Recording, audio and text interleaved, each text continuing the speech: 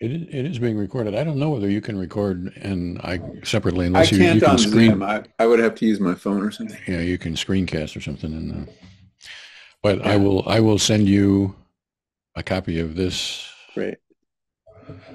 after I doctor it up. Okay, Take out all the dumb things I say, leave in the dumb things you say, and fair enough. that's the advantage of being the one that's doing the taping. Yes. Power. So this is going to be your first day, Hmm. and you sent me an email saying that that you were somewhat distracted or focused on or something. I forget what you said about the wearing of the beeper. Yeah, I mean, I'm assuming I'll get used to it, but I was hyper aware of the fact that I could get a beep at any time, and what would I be thinking, and was I thinking anything? So I would say that's common. Yeah. And I would ask whether you got any beeps that caught in you in the act of that kind of thinking, or we can Yes. we'll Well, get there. We'll when get we there get when we to get the there. second beep, something interesting happened around that. So I did, and there's also that whenever you have something in your ear, you're slightly dissociated from the here and now, and or at least I am. Um, but I'm sure I'll get used to it. Well, what I think about that is two things. One is most people do get used to it. Not everybody, and so I'm not, and I don't want us to pretend that you got used to it if you didn't get Yeah. used to it. Most people most people do because it's not that interesting to be thinking about the earphone for however many Yeah. hours and whatever. And I would also say that most people find that even though they thought they were thinking about the earphone all the time, that most people don't get beeps like that. So what I think happens is that you think about the earphone and then you think, oh my God, I'm thinking about the earphone. I'm thinking about the earphone all the time. And it is a fact that all the time that you're thinking about the earphone, you are in fact thinking about the earphone. So it seems like you're thinking about the earphone all the time. But but usually that's not the case. And Well, I wasn't. I was thinking about the earphone in part, but the earphone made me think about my thoughts.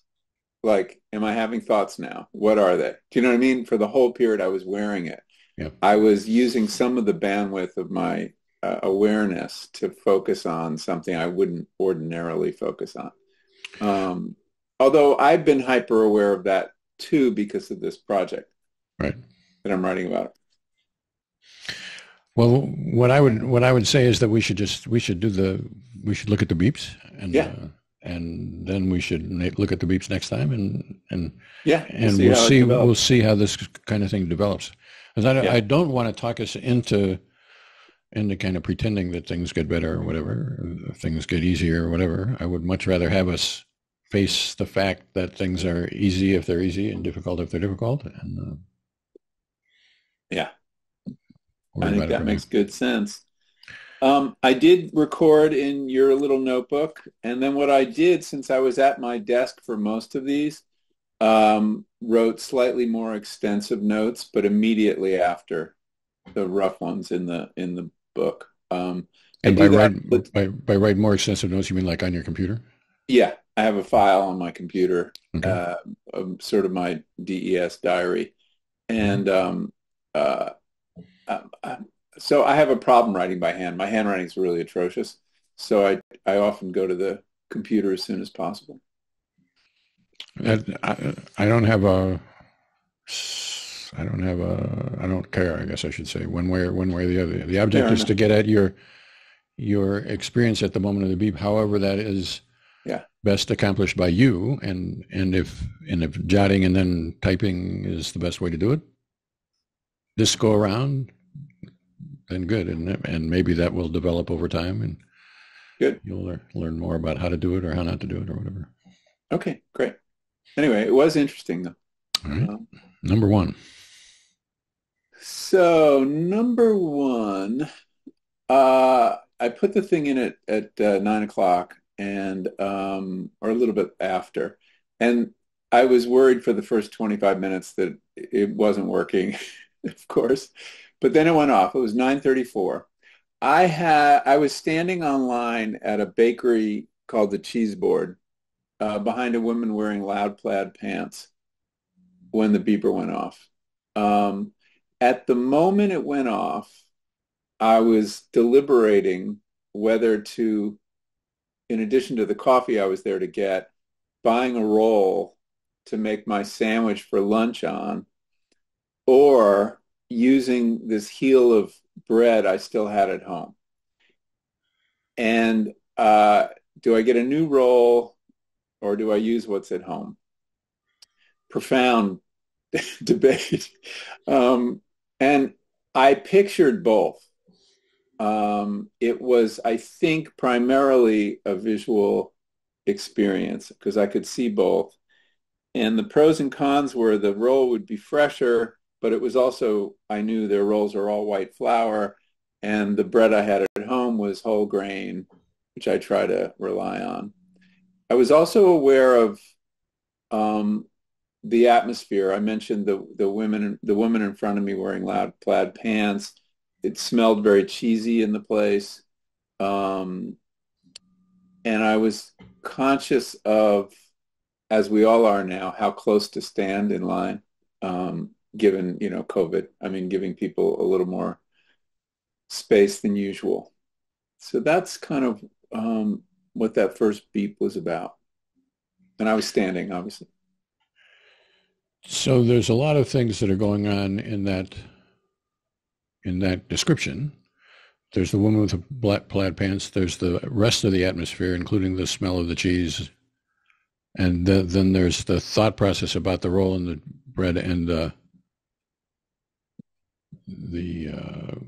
notion that the heel is probably not as fresh, but whole wheat or whatever. Also, so the question is all that stuff directly before the footlights of your consciousness at the moment that the beep interrupts you, and at that moment, I mean actually one microsecond just before that?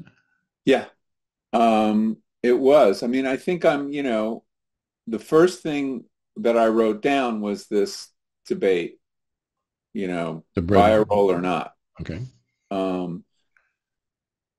And then when I started thinking about that moment, I was like,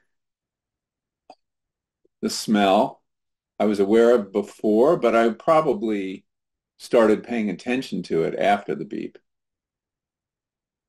So, is it actually at that very moment that I was aware of the smell? I don't know.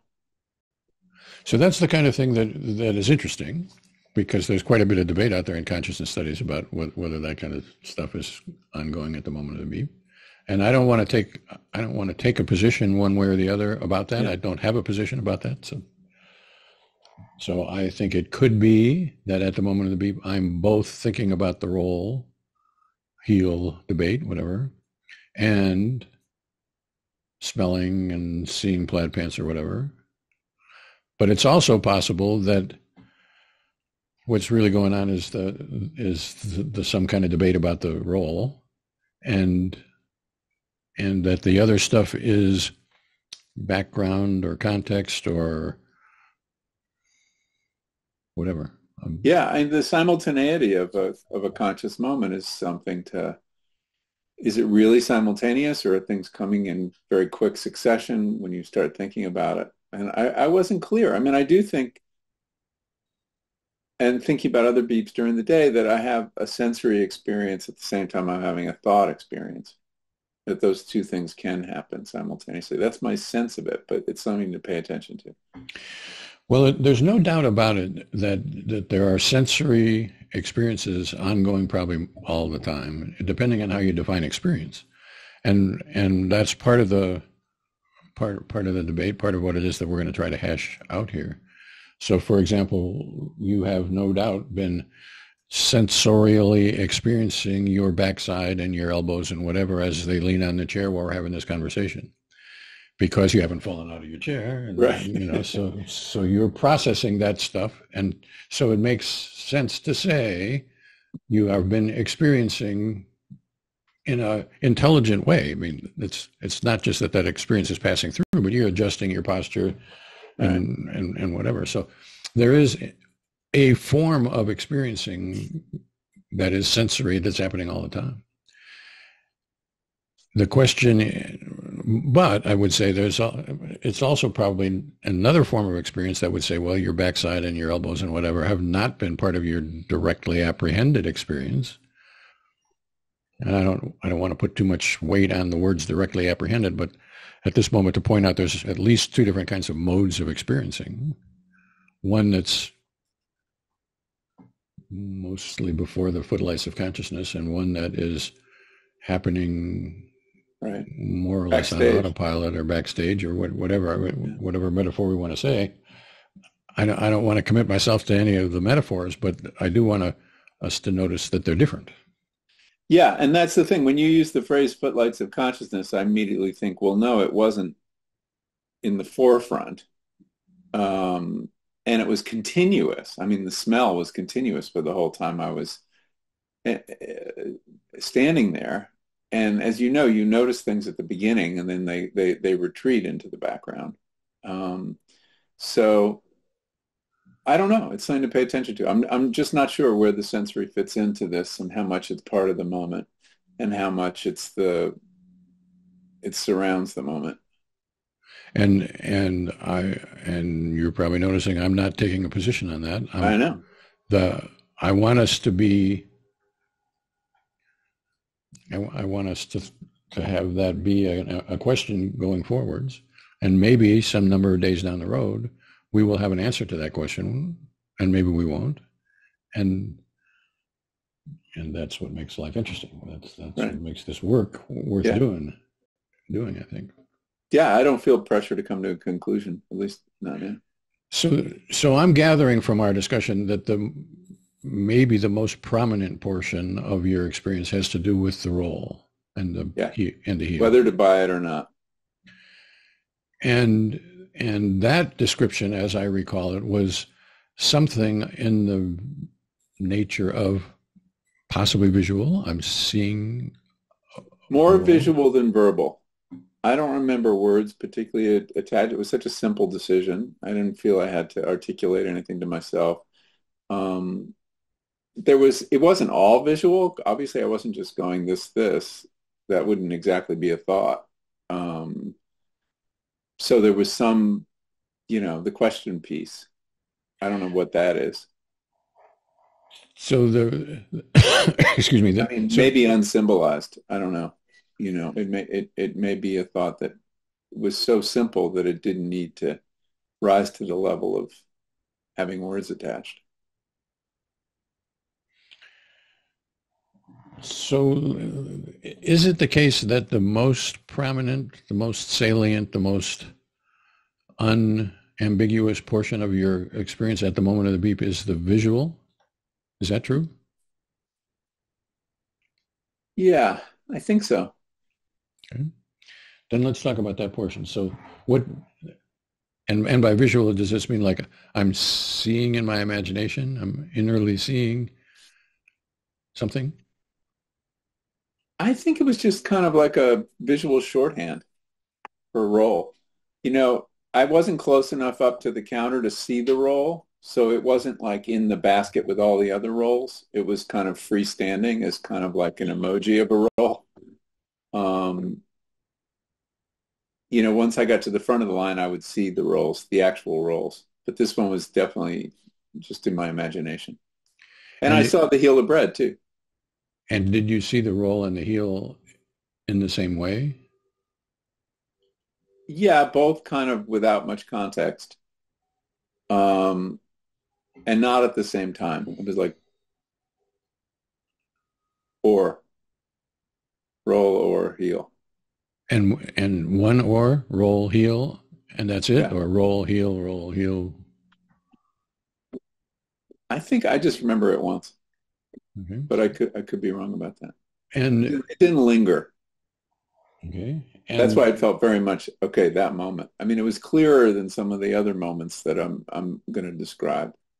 That because I was so shocked by the buzzer. First time I'd actually heard it, in nature, and I was like, oh yeah, the bread question. Okay.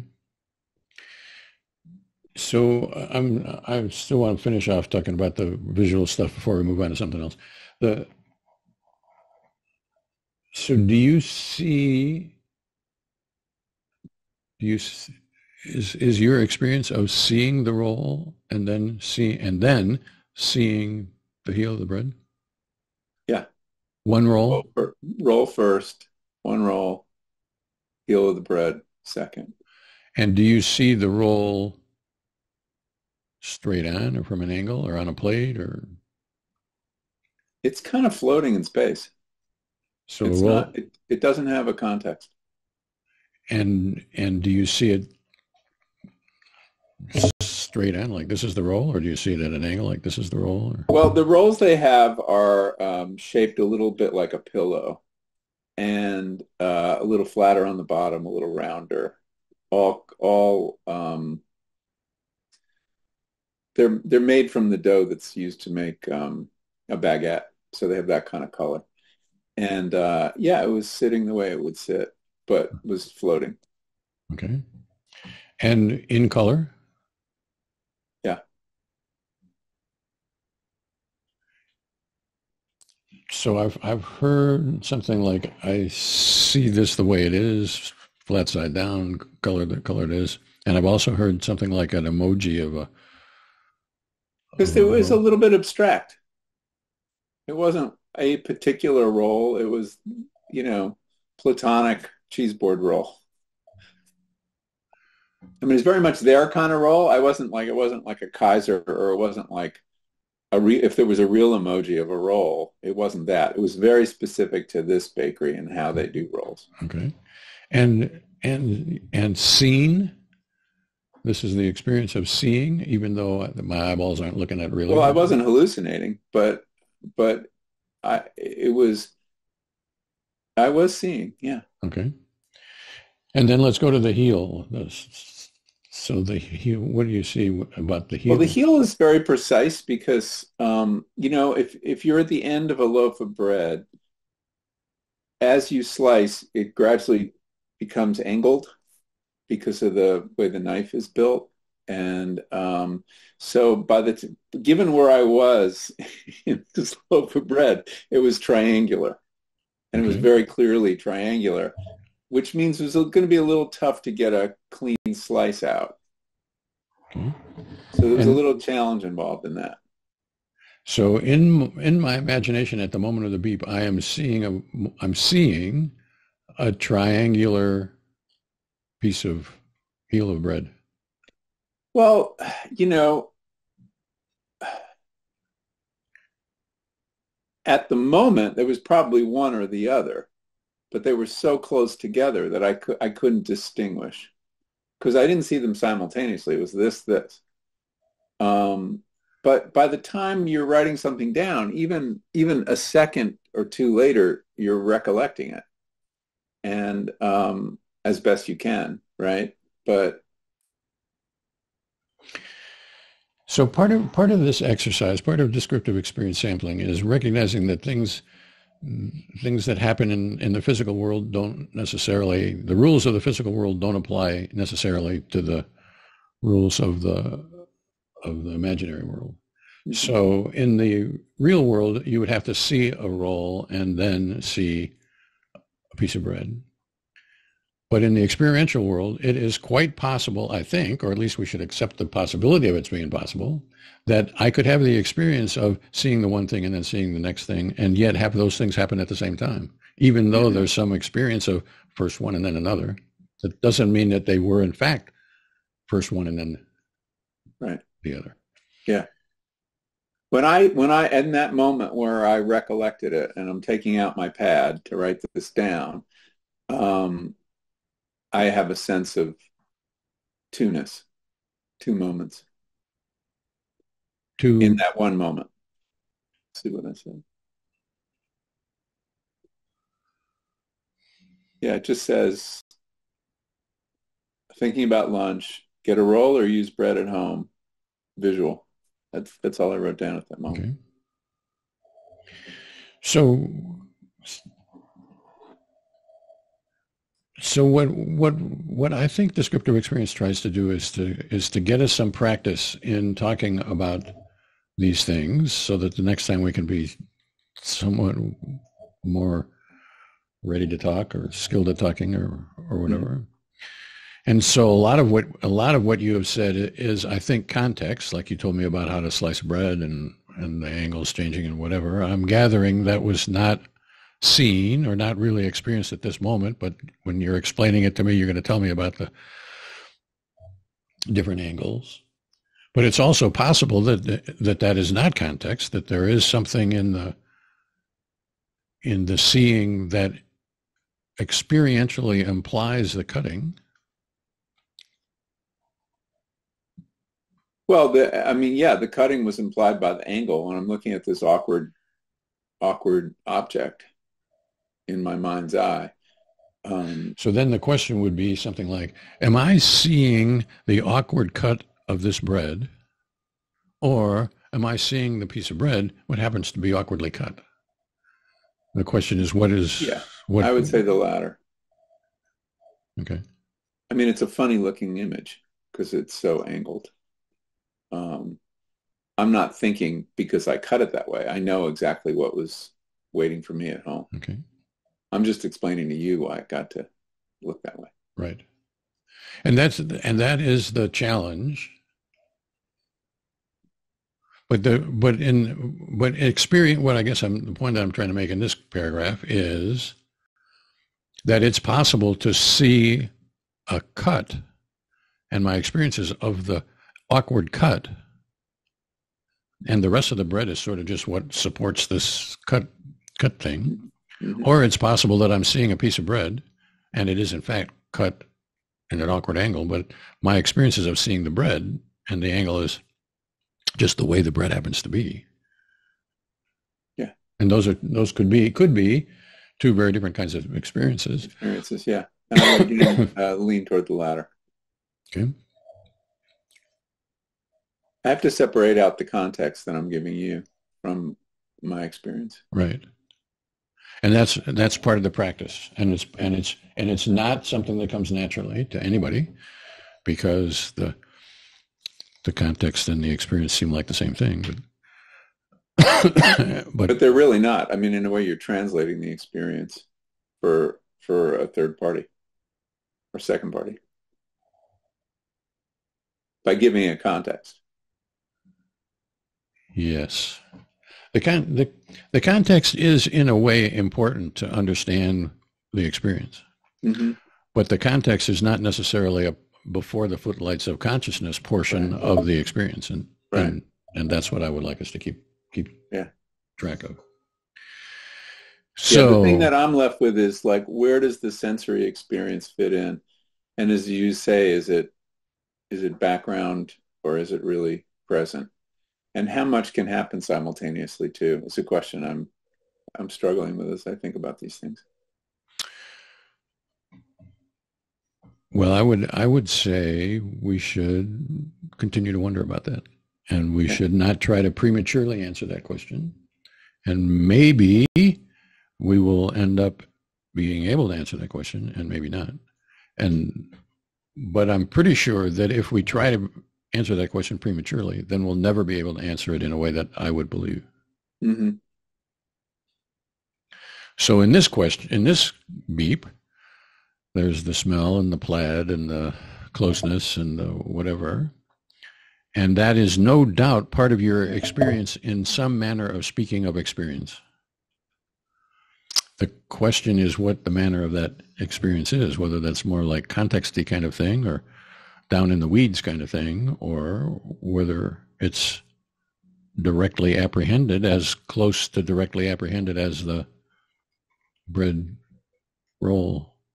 Yeah, it's really interesting how hard it is to say. And that is there a hierarchical relationship between the main show, which is the bread question, and the other things are subordinated to that in some way, or is it all a single unit of experience? And I'm not sure. Good. So I'm thinking maybe we should go on to beep number two. Definitely. We've spent At 20 this minutes rate. talking about this beep, Yeah. and So Beep 2 is was kind of a spooky one. Um, so I'm doing email. I'm at my desk. I'm writing an email to my sister Dana, who had asked what I wanted for my birthday next week. I was in the process of sending her my pant size. I'd asked for jeans. When I looked up to look out the window, yesterday was this gorgeous sun-filled day. I actually have a view of Mount Tamalpais from my window. Um, but on the window ledge in the foreground is a photograph of my father who died in 2018. Um, at the moment I started looking at it, I said, the beep's going to come right now. I know it. And the beep came right then.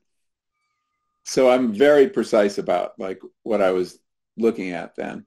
Um, my thoughts. So this is a picture that I've seen many times before. I had put it away and just took it out a couple days ago. It's really the last picture of him. And the thoughts accompanying it as I looked at it that moment was just how great he looks. He's smiling broadly. He's got really good color in his face, broad smile. Um, and it was taken over Thanksgiving. And he died like 2 months later. And it's just hard to believe that he'd gone from that picture of health, although we knew he wasn't healthy. I mean, he had lung cancer but that weekend was just such a wonderful weekend for everybody, and he was in such good spirits. And it was captured by a niece of mine who took this picture. Um, so I was thinking about him and specifically how he looked.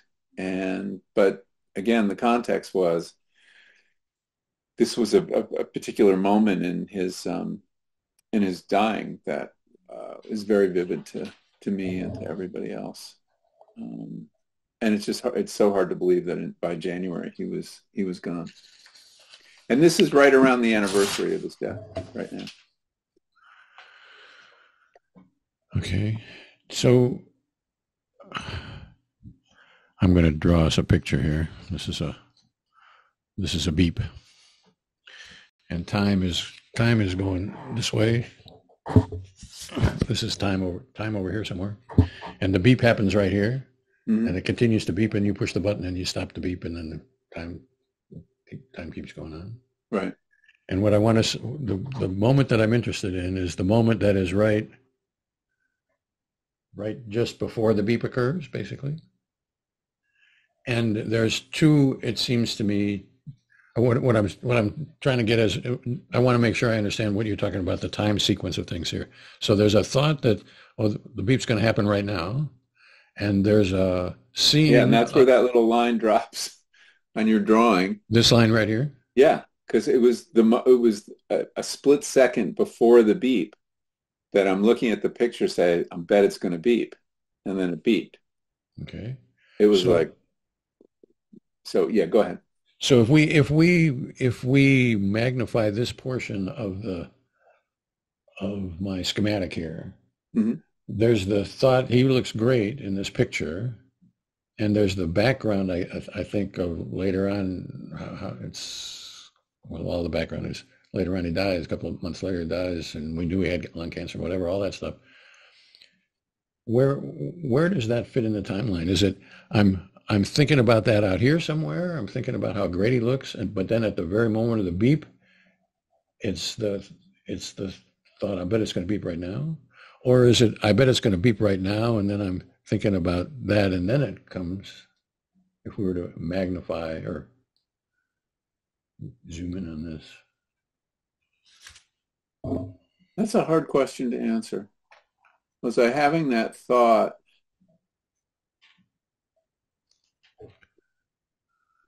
I think I was.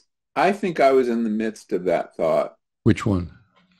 That how great he looks in this picture, and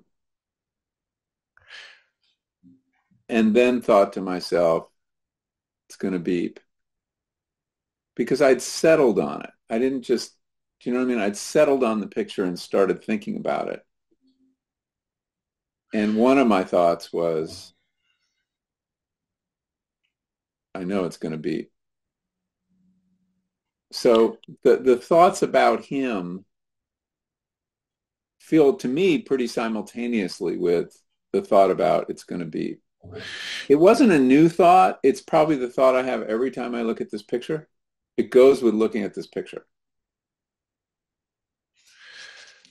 So first off, I would say when I talked about this schematic a minute ago, I made it seem like there could only be one thing going on at a time. I made it seem like there had to be either the thought about your father first and then the thought about it. That's not really true. Those could be simultaneous. So Yeah, I don't want to be implying that they have to be first one and then the other. right. But if they were first one and then the other, then I would like us to be clear about that as best we can. Yeah, And I would also like to say that while it's true that the beep in the real world has a pretty rapid rise time, it goes from not beeping to beeping in a few milliseconds, probably 4 or 5, or in the real world, 4 or 5 milliseconds before the speaker starts to really vibrate and your eardrum vibrates. But that does not necessarily mean that your experience is of a fast rise time. right. You have to process the beep and recognize that that's the beep and whatever, and that takes gray matter. And Also, since I'm new to this, I fumble around. So I'm getting a longer beep than I might get, ideally, because I got to find it. It's in my pocket. I got to find the button. I'm not, it's not like I can get it off within a second. so I would say that I would say how long the beep goes doesn't really matter. Yeah, The beep could go on for 5 minutes, and that's all down here. And right. You're looking at the beginning. I don't care about what your experience is here. I'm fumbling in my pocket. Where's the beeper? God damn it, whatever. Right. That's after the beep. That's not what we're interested in. But what you're saying about the skill of it, I got to find the beeper and whatever, that does alter your ability to differentiate the kinds of things that we're talking about right now. And as you get better about that and you figure out where am I going to put the beeper and what the beeper sounds like and whatever, all that stuff, that I think does make the task easier. And as the task Yeah. gets easier, And also, I just think psychologically, it feels like a longer moment if the beep goes on longer, even though I know I'm supposed to concentrate on the onset of the beep. I think it's stretching out that time, and I have to guard against that. I do think you have to guard against that.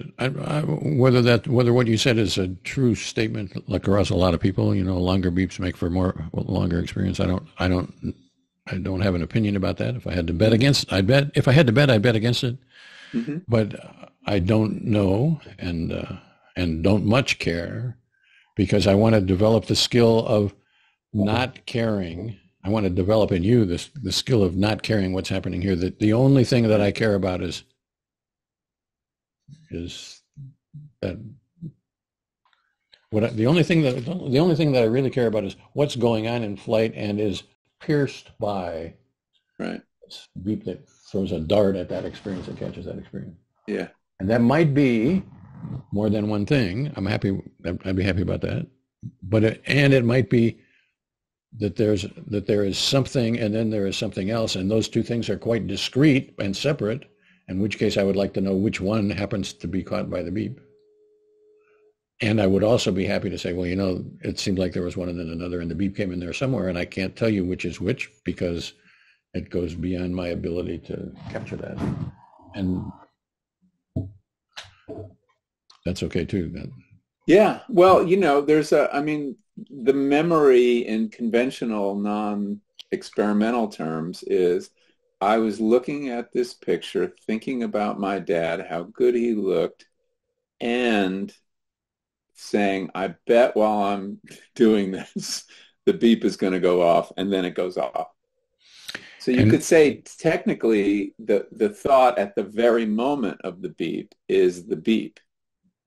I mean, the anticipation of the beep, that this is going to happen. But it was so close. That thought was instantaneous, whereas the thought about my father had a little more duration. So what you phrased it was, I thought, great when you said something like the conventional memory version or whatever. I can't remember Mhm. exactly what you said. I thought it was better than what I just said, but because but I would say that the conventional memory version of anything is a combination of what happens right then and what happened last time you looked at the picture and what happened 2 months ago when you Right. looked It's at the all picture and mushed, all mushed together. and we're trying to disaggregate it, And we're right? trying to disaggregate that. That's right. Right. And that doesn't mean that we're trying to pretend like you've never looked at the picture because obviously you have looked at the picture. Sure. But this particular looking at the picture is not the same looking at the picture as the one that happened 5 minutes ago or 5 days ago or five Right. months ago or whatever. Yeah. And I would say the first sampling day is is designed to have the kinds of discussions that we're having right now. As I think I've said I throw out data from the first day Yeah. because I think we have to decide. I have to hear from you what your concerns are, and then I have to tell you what I think about those concerns, and we have to start the process of refining our ability to communicate about that. And that's going to take some time. It always does take some time, and that's the way it is.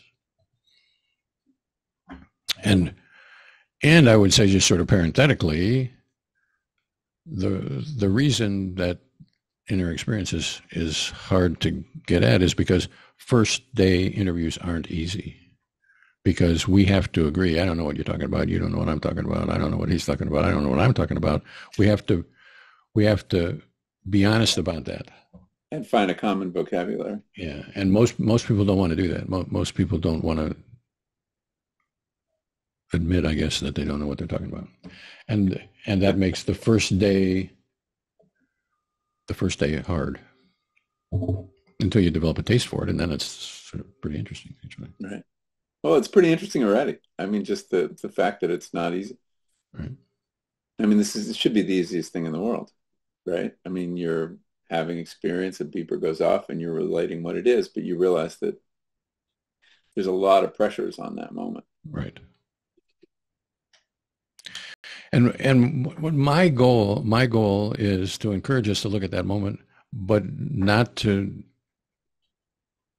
I have to convey to you. I don't know what the fuck we're talking about here, Mhm. so that you don't try to do it my way. I don't want you to do it my way. I want you to other than my way is let's try to disaggregate the context from the experience and yesterday's experience from today's experience. That I guess is my way. I want to do Right. that. But I want to forthrightly convey that I don't know what we're going to find, and I don't want to presume that I know that because I don't want you to try to figure it out. Well, this is what Russ wants to tell me, wants me to tell him, and I'm going to tell And is him. that because people are so different? Yes. And even if they're not so different, they're different enough that you got to give them a chance to show where their idiosyncrasies are. Right. But yeah, people are pretty different. Um, so I'd say we should go on to beep number 3. Yeah. Okay. These next two, three, yeah, yeah. I'm in front of my computer as I am right now, as I am most of the day. I'm thinking for next beep day, I might do a weekend day to get a little more variety. But so this went off at 11:05. I was in the middle of typing this sentence. The essay that accompanies it has some good links and references, including a mention of Dorothy Richardson, who apparently did a 13-volume novel. No wonder, a 13-volume stream of consciousness novel. No wonder neither of us, and I'm typing K for no, the first letter of the word no. Um, So I missed it. So no wonder none of this is that none of us. no wonder neither of us know anything about this book or whatever. I don't know what the end of the sentence was going to be, but it was going to be, it was on that letter. Um, and this is an email I'm writing to someone I interviewed the day before. Um, she's an English author who's written a stream of consciousness novel that I think is really interesting and I'm going to write about. Um, I'm this email, which comes up twice because the second beep was very soon after, and I was still in the middle of writing this email. Um, I'm pausing to be careful here, and the reason is I'm writing about something that is touchy for this interviewee. Dorothy Richardson, her editor, when she submitted this, I have to give you a little context. So she wrote a 1,000-page stream of consciousness novel that's a single sentence, basically. When she showed it to her editor after working on it for 8 years, her editor said, "Oh, Dorothy Richardson already did this," and rejected it. She ultimately found another publisher, and the book was very successful. But I'm bringing up Dorothy Richardson's sore point. I'm trying to engage her in a continuing conversation by email, and so I'm writing slowly and carefully. But anyway, I was at that moment, and I had so I stopped there to record what happened, and the thought in my head is, should I even be bringing up Dorothy Richardson, which neither of us had read her, and might be a sore topic for her. So as I'm writing this, I'm as you do when you're writing, should I say this? Should I say that? But the actual moment was on that letter. So the actual moment in the physical world is the K that's in the sentence. No wonder neither of us. No. Right. So that pinpoints the physical. The physical beep comes with a K. K Yeah. gets interrupted K by the is beep right right there. here. Yeah. And is it the case that the Although it's a experiential? silent letter, so in my head I'm hearing no. So so now there's two questions here, or more, maybe more than. So are you hearing no? Are you saying no? Or are you thinking, should I even be talking about Dorothy Richardson? Or both? Or neither? I think should I even be mentioning that is probably before the moment, um, because I am drafting. I'm not pausing at that moment. And when I write, I hear the words. So I think I'm hearing the sound no. I mean, I don't move my lips, but I'm a writer who hears the words. So I have the n sound in my head as I'm writing the K. Okay. And when you say that sound is in your head, what does that sound like? What do you mean? For me, writing is a very oral process, even when I'm writing emails, more than a visual process. I mean, I'm obviously checking to make sure it looks right as I write, but I'm hearing the sounds. So So let me ask a little bit more concretely. So is this sound in a voice? no, it's not that precise. It's not like I'm taking dictation or I'm saying it myself. I So think I there's hear it, but it's no not in my wonder voice. neither of us know. It's a very kind of faint backgroundy thing. It's kind of how I check when I'm writing that it's a good sentence because it sounds good. So it's like, it's like I wouldn't say it's so prominent that it's a voice. I'm not hearing voices.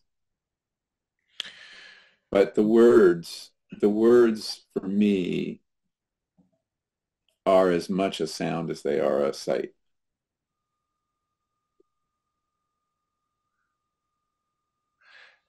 So are you saying that I am somehow experiencing a stream of words, which is no wonder neither of us No. Knows. and I'm processing that stream of words as like a mental stream of words as opposed to a in my fingertips stream of words or on the screen stream of words or a, is that right? Well, I'm seeing it and feeling it because I'm typing. So when I type a word, I think there are three things going on. There's the touch on the keyboard, there's what it's doing on the screen, and there's what I'm hearing in my head. And at that moment, it was the what happens at the beginning of the word no in all three media. So I agree that there are those three things that are in some way going on. In whether those are going on in the same way and whether they should be counted as experience in the same kind of experience, I think is still up for grabs. And I'm not trying to talk you out of anything here. Mm-hmm, mm-hmm. What I can say is I've sampled with a bunch of people, and I'm pretty sure that some people, when they type, they have no experience at all of their fingers, hands, whatever. And other people, when they type, feel the keys on the keyboard. It's a tactile sensation for them. Before the footlights of consciousness, they feel the way the fingers and the keys interact. Some people do, some people don't. I don't have an opinion about whether one's good or one's bad, but I'm pretty sure that sometimes it does and sometimes it doesn't. And I'm also pretty sure that when some people type, they see what's going on the screen experientially. They're sort of watching it happen, watching the words appear. And other people, their eyeballs are aimed at the screen. They're not processing what's on the screen. So if, the screen went black, they'd notice it. Or if they misspelled the word, they'd notice it or whatever. But they don't have any experience of that. The experience is of the words mentally in some way. I don't have an opinion about that either as to what is good or not. The question is what's happening. Right. Then beyond that, I would say that a lot of people who say they hear the words they mean by hear something which is sort of confusing. And so to hear can mean I hear in the same way that you're hearing me right now, and that's in the real world, and your timpani or whatever are vibrating, mm-hmm. And you have an experience of my talking. And some people experience themselves as talking, and the experience is pretty much the same as when I'm talking. That the eardrums aren't vibrating probably, but the experience is the same. And other people, when they say they hear themselves, what they really mean is that they're more talking rather than hearing. And that's true when people are talking in the real world. So most people, when they're talking in the real world, could hear themselves, but most people actually aren't particularly focusing on the hearing. They're in some way planning what they're going to say, or more involved in the doing of it rather than the listening to it. Those are two very different things. And so hearing can be hearing, and hearing can be speaking, and hearing can be just some kind of a sequence of words that doesn't have a voice to it at all. And the voice can be any of many different things. It could be my voice. It could be some computerized voice. It could be some other voice that I recognize as my voice, but it doesn't sound like my real voice. And there's a huge experiential variability that leads people to say, "Well, I heard the word." Nah. Yeah, I'm not sure. I have to pay attention to that. It's probably me talking. It's not prominent in my consciousness. It's just the way I write. I mean, it's the way I read too. So, writing and reading are very closely allied, right? I mean, most of the time we're really reading what we just wrote. And so when I read, I also hear. And at that moment, am I writing or reading? And I'd be hard pressed to tell you. So I have done a study about reading. It's a small study. My studies are all fairly small studies, but most of the people in that study would have said, I hear my voice when I read, and then when we beep them, they almost never heard their voice when they're reading. They, Interesting. they, they, a lot of people see pictures when they're reading, and the experiences of seeing the pictures, and how they got from the words that are out there on the screen to the picture. Well, there's a lot of neurons that are firing and doing that kind of stuff, but they're not experienced. What's experienced is I'm seeing the jet fighter that was, Right. whatever I'm reading about. Described. Yeah. So I would like us to wonder. Well, I wonder what this experience of typing is without I having. don't think it's very physical. I mean, you were saying that about, feeling your hands. I don't think that's a prominent piece for me because I type pretty well and I actually type very quickly but make a lot of mistakes. So the emphasis is often on watching the screen to make sure I've got it right. So I wasn't trying to make this a multiple choice test. What I was trying to do was to say, let's. What I was trying to do was to pique your curiosity. Really, that's that. What I wanted you, what I would like to have happen as the result of this conversation is for you to be genuinely interested. Well, I don't really know. I would like that sounds like that could be interesting. Yeah. Yeah. That's the object here, You've without succeeded.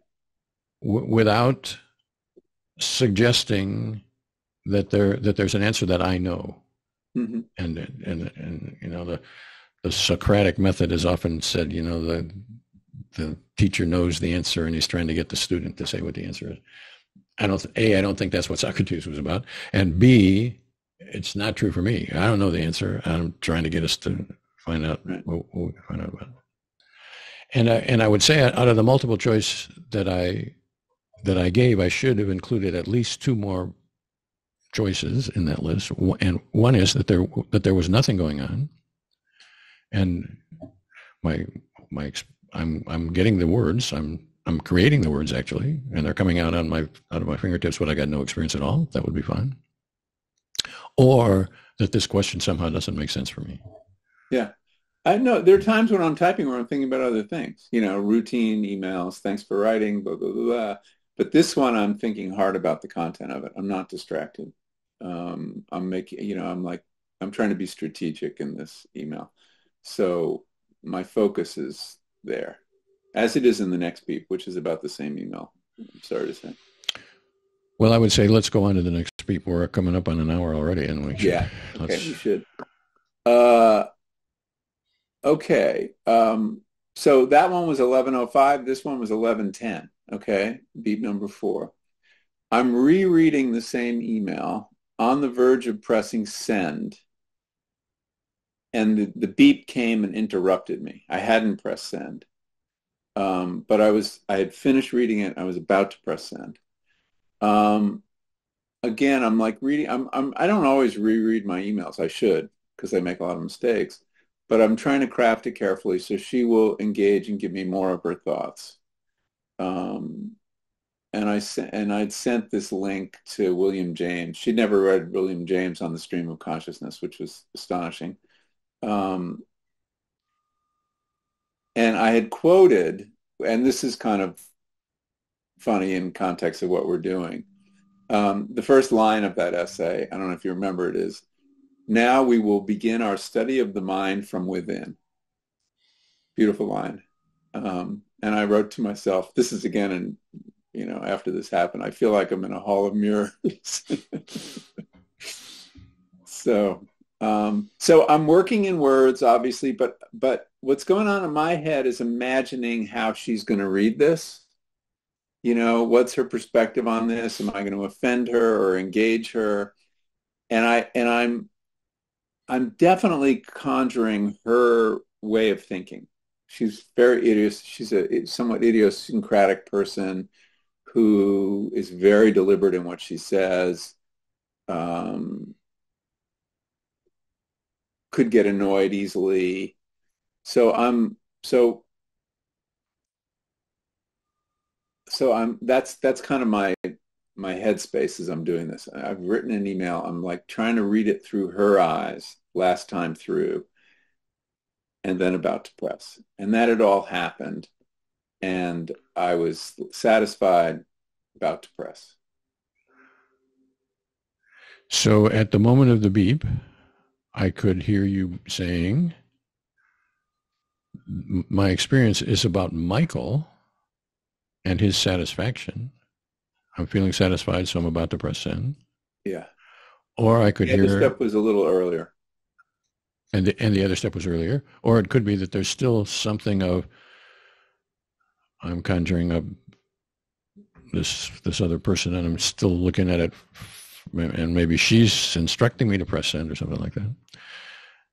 Or there's nothing. It's just that it's automatic. I'm done with that, and I'm reaching towards the send button. And No, because I have those. I still that care, and I send a lot of careless email.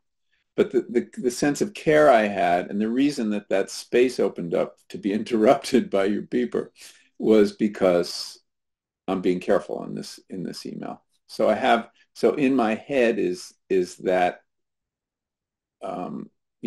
second thought, anticipating her thought, making sure I didn't say anything wrong, ready to go. and of that, what is present at the moment of the beep? So what you just said. Well, you use the word satisfaction. It's okay to press. It's okay to press the beep. So ready to go. I had licensed myself to go ahead and press the beep, and then press the button, the send button, Send button. And that's when I heard the beep, but I hadn't quite pressed it because then I stopped and wrote down what was happening.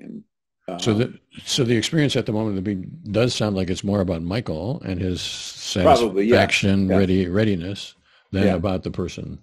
But I wouldn't normally have a sense of satisfaction about finishing an email if it had been a simpler email. So it was that sense of satisfaction reflected the fact that there'd been this careful process. Yes, I understand that. So it's got some baggage, right? Satisfaction having come from having to work out this, little bit of anticipating her mind, reading it through her eyes. I mean, that was the last read. It's like, how's she going to read this? So that I was satisfied was I had subjected it to that test. Okay. So what this conversation inspires me to say is that a moment of experience, a moment of experience is not in my head is not necessarily a very short amount of time. Time is not really what the experience is about. So if the experience is readiness, I'm ready to send. Readiness. If that's what the experience is, that could be a second or a couple of seconds, and that experience doesn't have to be a discrete thing. Like, I thought about it from her point of view, done with that. Now I'm ready to send. Yeah. I thought about that. That's sort of tapering off. Am I ready? That's sort of those things can taper into and out of each other. And something as simple as satisfaction can be inflected by, right, some kind of emotion, like, I think I got this, or, well, we'll see how she reacts. I mean, there's a couple different emotional coloration you could bring to that. You could, and the question is, did you? Or did I? That's right. Yeah. And I'd be interested in that, So if this is this a worried send or a satisfied send or a no, I basically thought I think I've hit this right. I think that I've sent an email that'll engage her.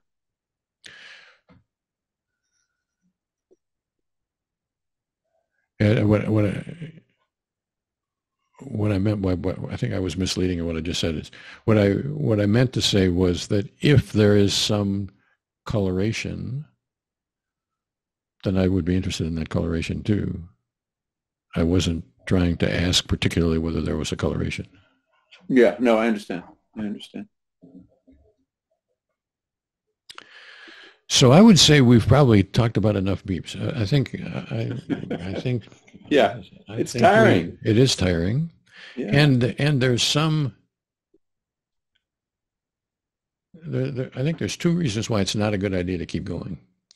One is I think we have adequately or pretty skillfully, adequately, whatever, conveyed that we're interested and don't know, and if we talk about more beeps, we are more likely to be reifying things that we don't know than we are. And so I would rather have us stop in a suspended animation kind of way than to try to guess. And I also think it's a good idea to not tire ourselves out too far. Yeah. Do you have any advice for my next round? I don't think I'm capable of giving you advice. Do you agree it might be a good idea to do a day or a day part where I'm not at my computer? Yes. Okay. But I don't agree with that strong enough that I would instruct you to say, why don't you do it at some place other than your computer? Okay. So you let your subjects basically choose which part of the day that they're going to carry the beaver. As in the first draft of the answer to that, the answer would be yes. Okay. What I want is the subject. I want Michael to be interested in what his experience is, and I want Michael to approach that in a what I would call a sort of a scientific way, which would be, well, he knows something about his experience and he knows something about his life, and he knows more than I do when would be maybe a good time to wear the beeper, and so I want him to do that. Okay. If it were to come to pass that on the fourth sampling day we had nothing but beeps while we were on the computer, and it seemed that we had figured out what those experiences were like, which so far we haven't. I mean, right. Then I might suggest at that time, might be interesting to try to wear the beeper some other place. But so you're definitely going to catch more emailing desk work. Right. Should we schedule our next session? Yes, I think we should.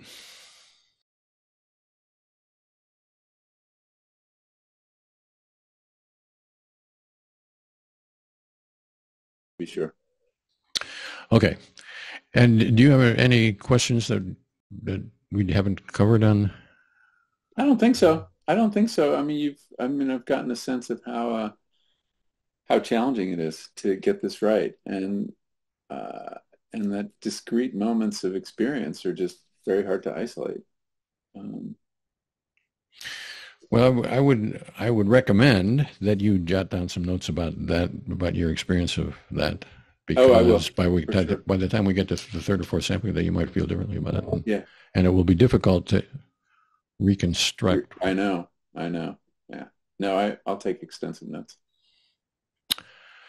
Alrighty. And thank you very much for your time. And I will send you. So I will. The recording. I will send you a recording. I don't remember what I sent you last time. Did I? I did send you a recording. Did I put a clock on it and that stuff? That kind of stuff. I forget. But yeah. I probably will put a clock on this, just so that if we want to talk back, we can talk about it. We can find the spot. Okay. 14 minutes into the interview or whatever we sit. That'd be great. Excellent. But that takes me a little bit of time to do it, so it'll be okay. No rush. Alrighty. All right, Russ. Thank you very much. See you on Friday. Thank you. Yeah. Take care. See you.